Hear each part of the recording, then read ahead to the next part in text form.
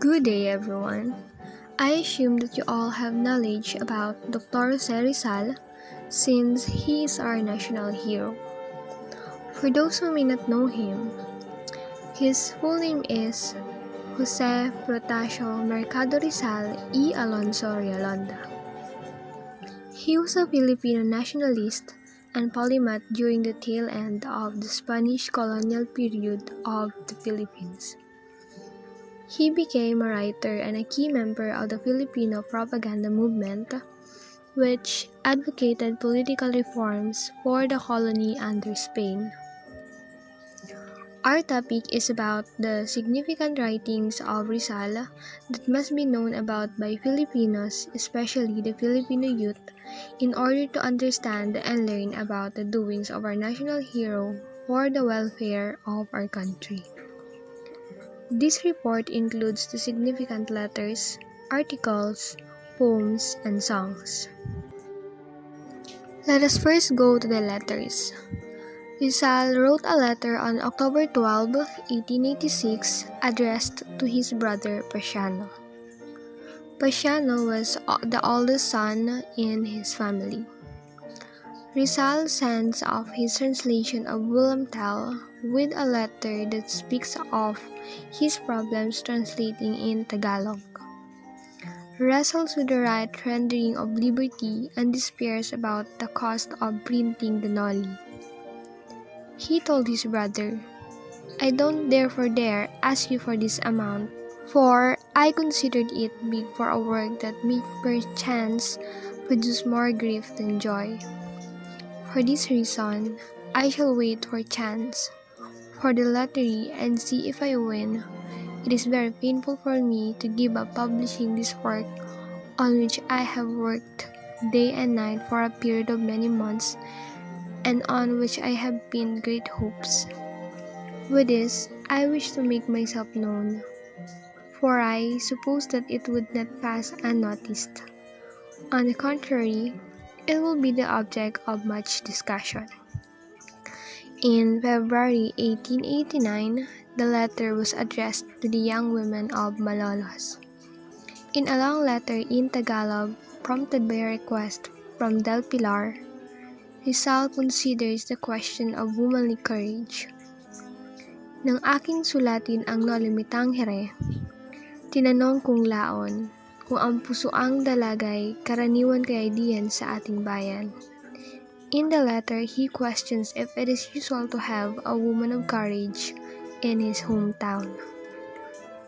On November 4, 1889, to Del Pilar, Kaibigang Selo, begins this letter in Tagalog, one of only two surviving letters which reference the secret group RDLM.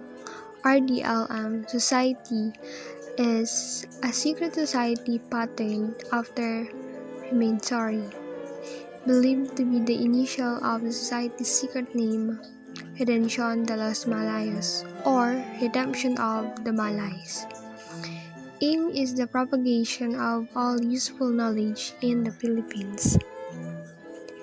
This is one of three societies Rizal formed during a busy year in Paris.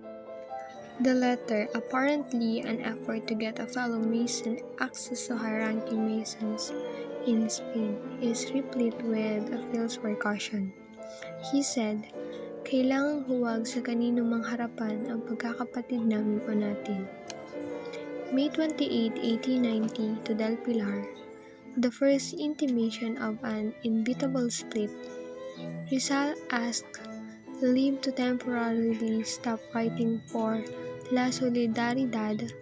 "Sadya akong hindi nagpadala sa iyo ng artikulo sa ating Sol. Dahil dito'y ang nasa ko'y tumago muna sa lilim upang ding ang mga bago'y lumitaw." The last can be translated as, "Because of this, my desire is to hide under the shade so the new talents can appear." October 13, 1891, to Del Pilar, Rizal explains his differences with Del Pilar in terms of the nature of La Solidaridad. del Pilar saw it as una empresa particular or a private enterprise. Rizal said, while he understood it as una empresa nacional or a national undertaking, he nevertheless ends with a reassurance. I say, I work in parallel with La Solidaridad.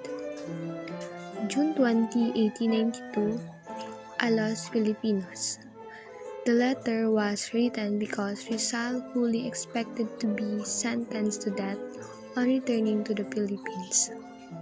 It includes the match quote passage, I wish to show those who deny us patriotism that we know how to die for our duty and our convictions. What matters that if one dies for what one loves?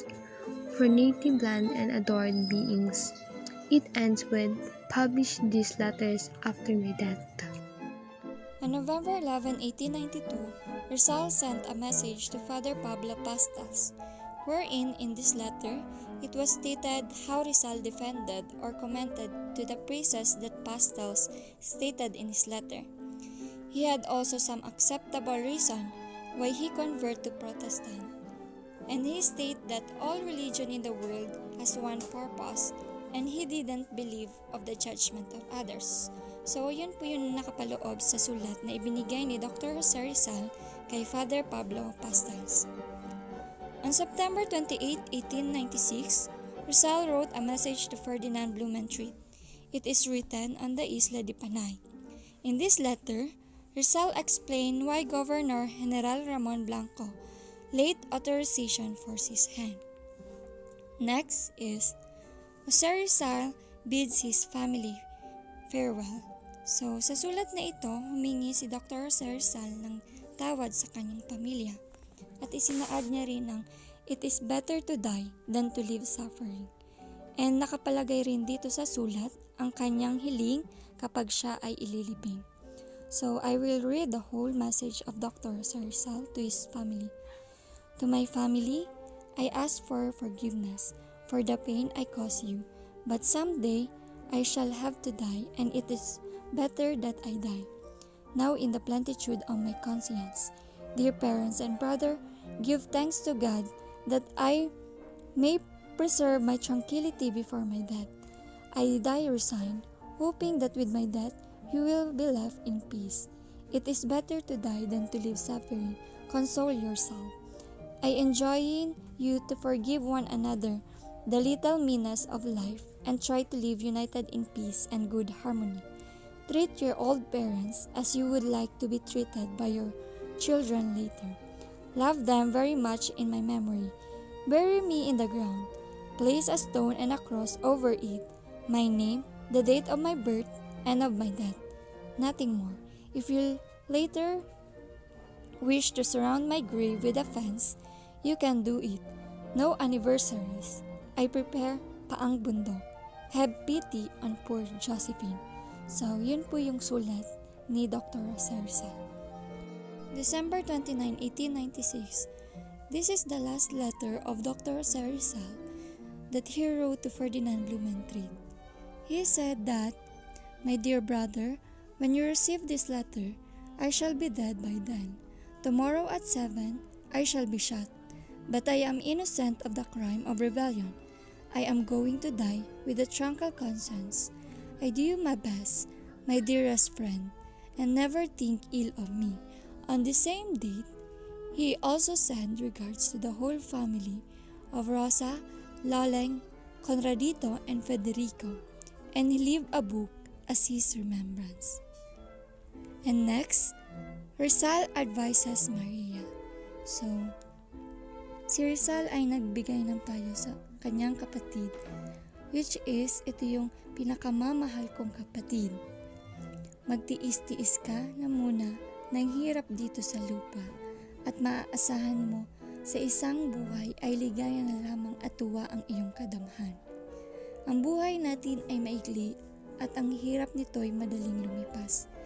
So, ayun ang naging payo ni Dr. Jose Rizal sa kanyang kapatid. And last, In another letter, Rizal lists some grocery items he needs while detained in Dapitan. He asks Maria to send to him. In this letter, he asks for basic needs like petrol, flour, rice, salt, and soap. At ikinento niya rin si Mang Pedro kay Maria, which is a patient dissatisfied with his services.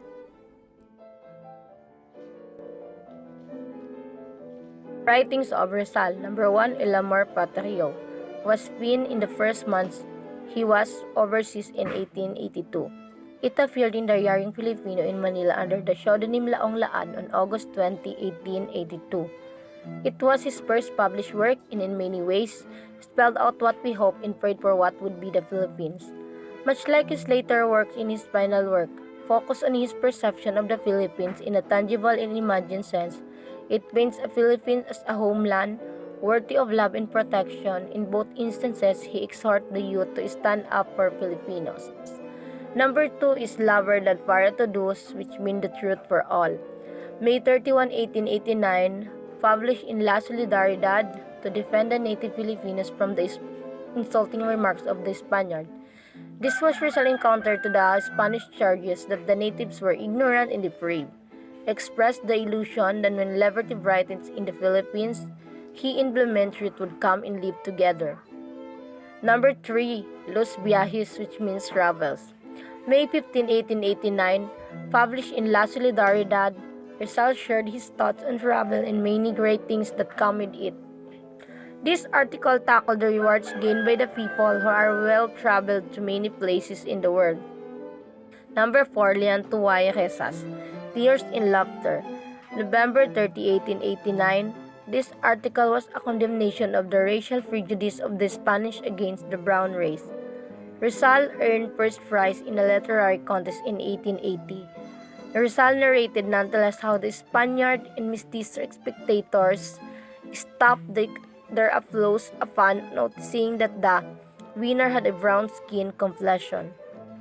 Number 5, Filipinas dentro de 100 años, which means the Philippines within 100 years. December 15, 1889 to February 15, 1890.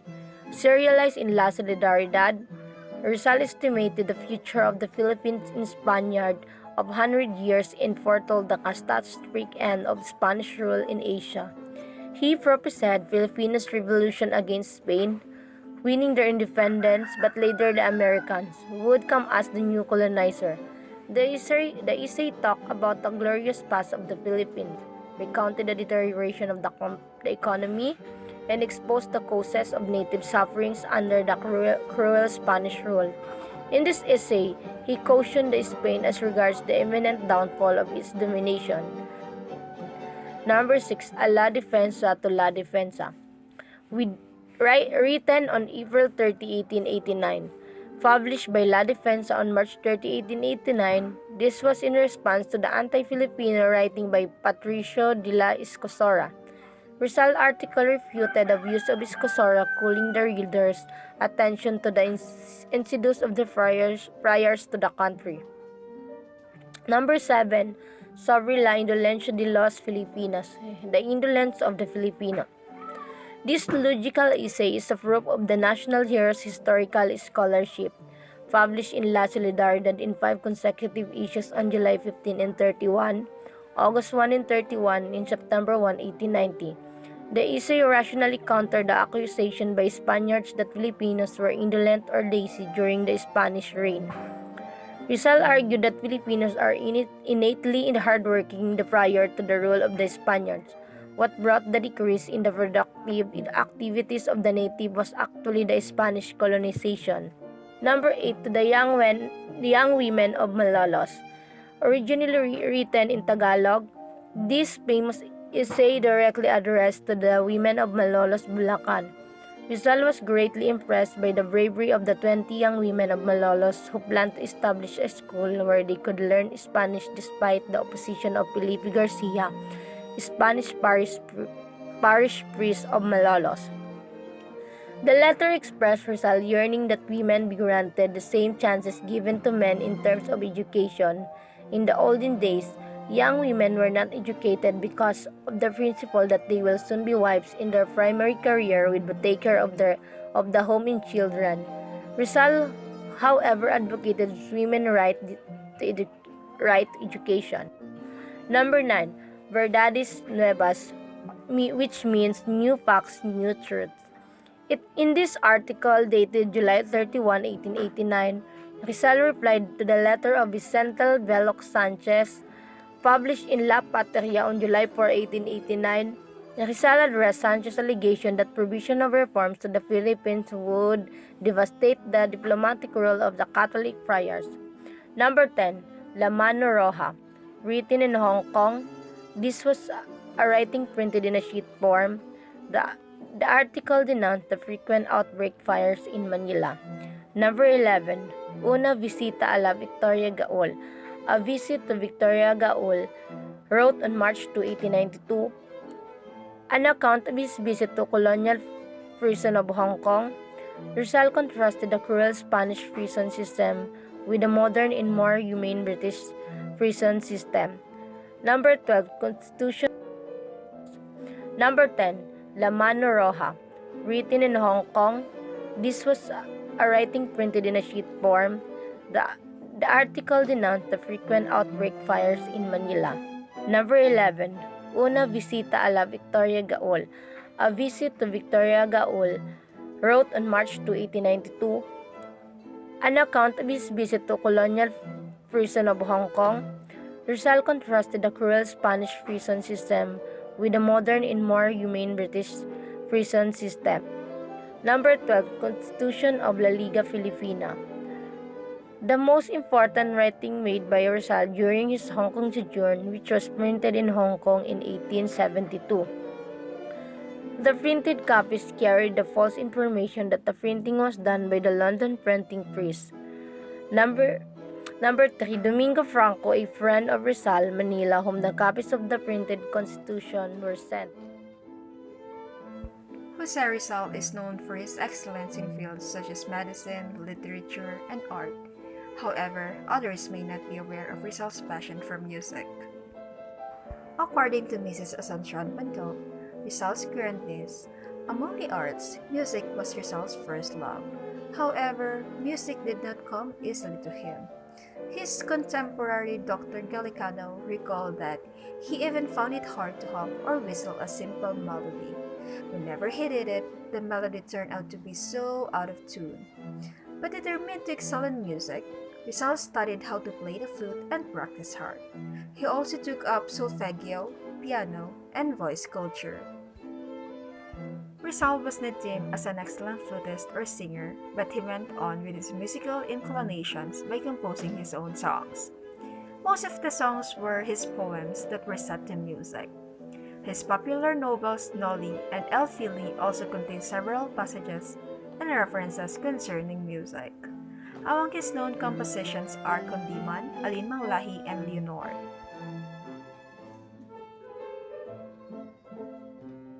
The song of Maria Clara originated from the character in his novel Noli. Rizal instructed Ladislao, his favorite composer, to create an arrangement based on Maria Clara's theme from the novel. In this poem by Rizal's popularly called the Song of Maria Clara, the love for the native land is expressed. This song is strange and sad as the last stanza reveals the premonition which Rizal had of the coming doom. Himno al Trabajo. This composition by Rizal, which was originally written in Spanish, it generally speaks about how every Filipino is willing to work hard or labor for his country. Hymn to Labor was written in response to a request from Rizal's comrades in Lipa, Batangas, who then were in need of a hymn to sing during the ceremony in honor of Lipa being declared a city in January 1888. More accurately, this song is intended to praise the hard work and industry of the people of Lipa. Jose Rizal wrote Kundiman in Tagalog in September 12, 1891. This particular Kundiman, however, is not dedicated to a particular maiden, but to that one maiden whom the hero fully dedicated his life, the Philippines. Yet the theme is the same as all Kundiman. the intense love for the country. Among Jose Rizal's musical composition is the song Alin Mang Lahi, or In Any Race. The lyrics of the song also penned by Rizal. It talks about the quest for freedom from oppression by foreign invaders and the willingness to fight battles to restore freedom from one's countrymen. The song Sa Magandang Silangan or Sa Dakong Sikatan was written by Dr. Jose Rizal and was arranged into music by Pedro Gatmaitan Santos in 1898 in Bulacan. The song speaks of a beautiful land in the east. Said to be a favorite of General Gregorio del Pilar, the song became part of the celebration following the triumph of the boy general after freeing the town of Bulacan in the province of Bulacan.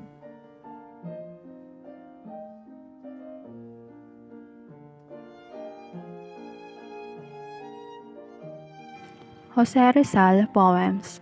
First, My Last Farewell. Written December 30, 1896. Also known Mi Ultimo Adios.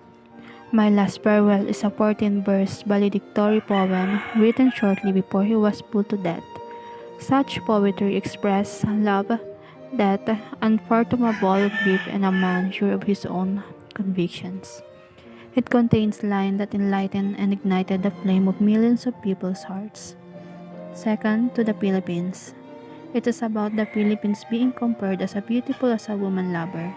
Rizal, as our national hero, showed unselfish love for his country by laying his own life in martyrdom and awakening people's patriotic fervor so that Philippines would be free from the Spanish tyranny.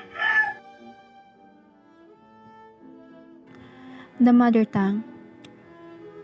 It is not to say that the nation is better than others, but rather that it is on the same footing. It talks about the love for the Philippine language. It begins when contrasted by conditional statement that love for language must result to freedom. It opens up with classification of nationalist individual and then points the importance of language as means of identity. 4. Memories of My Town. Written in 1876 when he was 15 years old. In this nostalgic poem, Jose Rizal remembers his childhood days in Calamba, Laguna. Rizal had the happiest and most beautiful memories of the place, the hospitality and friendliness as well as the industry of the people of Calamba. Those memories were influential in molding his character and his values. Hymn to Labor. Written by Rizal before he left Lipa. Jose Rizal's patriotism is shown in the poem Hymn to Labor, where he urged his fellow men to strive and work for their country whether in war or in peace. This poem was originally written in Tagalog as an himno sa paggawa. 6. Kundiman. Written on September 12, 1891. This poem is in English translation of Kundiman from Tagalog on September 12, 1891. In the Philippines, a kundiman is a traditional Filipino love song sung by a young man to serenade the woman of his love. In the poem, however, the object of Rizal's intense love was his motherland.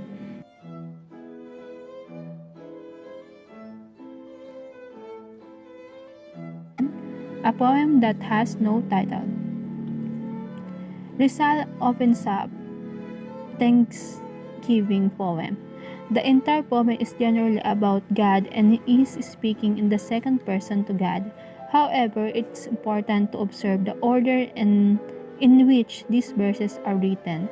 That he begins by referring to God as the one who soothed him in his great loss and gave him repose in his troubles, could very well signify that the life of the hero was in these dark moments that he felt God's presence the most. 8. Song of Maria Clara. The first stanza expresses how wonderful everything is in one's own native land. The hours are sweet, everything is friendly. The breeze is vivifying, and love is more tender, and even death is gratifying. Rizal signifies that Maria Clara's love for her country is so great that it colors everything else that she sees. It is this love that makes everything else, no matter how mundane and ordinary, more beautiful than even the most beautiful wonders elsewhere. This beauty is not a result of their empirical nature, but of their being rooted in the territory of their country. 9. To the Filipino youth, also known as Juventud Filipina. It was written in 1879. Rizal was 18 years old. It was dedicated to Filipino youth theme, Grow, O Timid Flower. Rizal wrote the literary poem when he was still studying at the University of Santo Tomas or UST. 10. Goodbye to Leonor, also known as Adios Leonor. The literary piece gives an insight into the romantic relationship of Rizal and his beloved Leonor Rivera.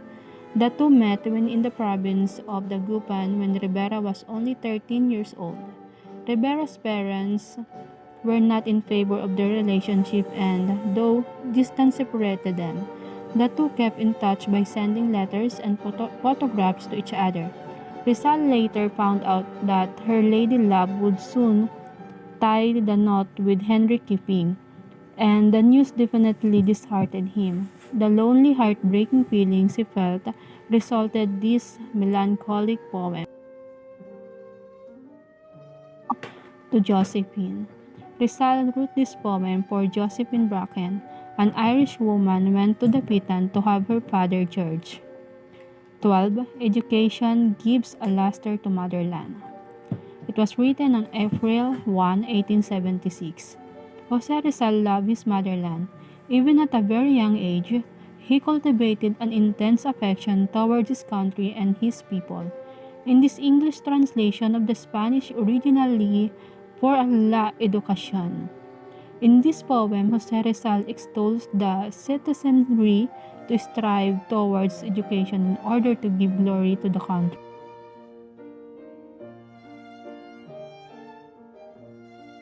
13. To the Virgin Mary. Written in 1875 when he was 14 right after the Ode. To the Child Jesus. Jose Rizal was a Marian devotee and even carved a statue of the Virgin Mary when he was a young boy. To the Virgin Mary is a sonnet that was said to have been written by Rizal on December 3, 1876 while studying in Ateneo Municipal de Manila when he was about 15 years old. 14. Sa Aking Kabata or To My Fellow Children. The first poem, written in 1869 when Rizal was 8 years old. Sa Aking Kabata, Jose Rizal gives emphasis in the first stanza along at a very young age he already held the importance of one's mother tongue as important. Moreover, he expressed that a nation's love for the native language is directly related to its pursuit of liberty and likened it to a bird soaring freely.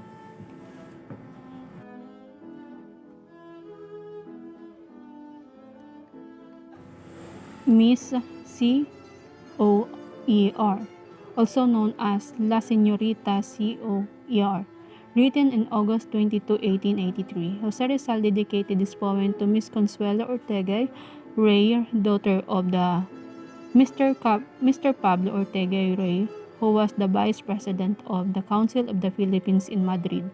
16. The Asper Verses, also known Mephidian Verses. This poem talks about Rizal's memories from the past that he cherishes. He also talks about the place he originated and from, which is Philippines. To the Child Jesus. It was written in 1875 when he was 14 years old. He wrote this poem to show his devotion to his Catholic faith. 18. My First Inspiration, also known as Mi Primera Inspiración. It was written in 1874. He was delighted to see his mother, Donna Teodora Alonso, released from prison that same year, so he dedicated the poem to her. My first inspiration by Dr. Rizal is about the love between a mother and a child. A mother is the first teacher and the first inspiration for our children. 19. Felicitation. It was written in 1875 as a birthday greetings to the husband of his sister Narcissa. This poem entitled Felicitation was one of the many poems he wrote while studying at Ateneo. That's all. Thank you.